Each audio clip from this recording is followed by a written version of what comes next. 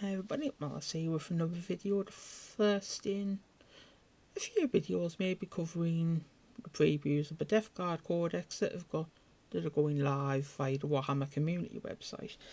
This particular video concerning the newest addition to the Death Guard roster, the Lord of Poxes. The trifecta of types of Plague Lord.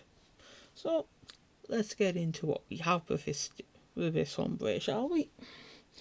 So, like most Death Guard, he's not swift of foot. He's got movement 5. Tough. Like all Death Guard, he's tough as old boot leather. We're talking toughness 6, we're talking a 4 up invulnerable save.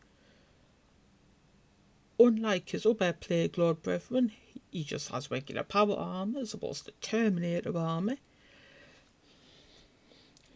5 wounds, leadership 6+, 1 OC. So, has a lot of the Death Guard traits. Other stats are comparable to characters of his type. But let's get into the good stuff for this guy, starting with his equipment. So we'll start with his range weapon, which is just your common garden everyday plasma pistol. That's not the headline grabber when it comes to his equipment though. Enter his melee weapon, the Great Plague Blade. This beast he attacks 6 times with, hitting on 2s, strength 8, -2 AP, 2 damage. Yeah, he's hurting stuff for this thing. He is really hurting stuff for this thing. Oh yes, and here's the kicker with it. It has both lethal hits and devastating wounds. So, yeah, he is definitely bringing the pain with his Great Plague Blade. And it gives you an idea where this guy shines within the Death Guard list. But wait, there's more. We've got his abilities to go into yet. And this is where this guy, I feel, really comes to life. Well, for a start, he has the Nurgle's Gift rule, which is the Death Guard army rule, and will be covered in a future video when I talk about the detachments that Warcom has, a couple of the detachments I should say, Warcom has shown off. But even more than that, the Gift of Poxes. Now bear this in mind when I talk about this in said video. He adds 3 to the contagion range. Did his contagion range. Now, to put it up into words, this isn't all Death Guard models have that get bigger as the game goes on.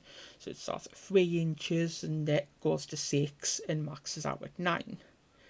Now his goes 6, 12. No.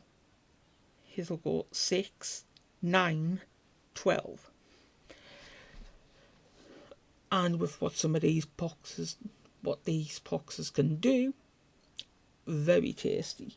And he has a final coup de grace because he can only join Plague Marine units, but he has one little tiny trick up his sleeve to make an already tough unit even tougher. And that is, if he's in a unit, you can't shoot at them unless you're 18 inches away or less. Yeah. The last thing you want is a unit of Plague Marines trudging slowly up the battlefield. You can't lay a glove on until they're within 18. And when they're in 18, they're in the Death Guard's optimal operating range for their weapons. Yeah. This dude, I think this dude is an absolute beast. I mean, he can fight. I mean, that weapon, that Great Plague Blade, there's characters that would kill for a weapon with that stat line. I mean, he can single, if you take a squad of Marines, he can pretty much single-handedly wipe them out himself. And I think this guy is going to be an absolute monster for the Death Guard. And we don't even know what other synergies he may or may not have stratagem-wise in the book yet. But just going off the data sheet alone they've shown for him, I think this dude's going to be a monster and an absolute terror to deal with. So, what do you guys think? As always, let me know in the comments and I shall see you in the next video. Bye.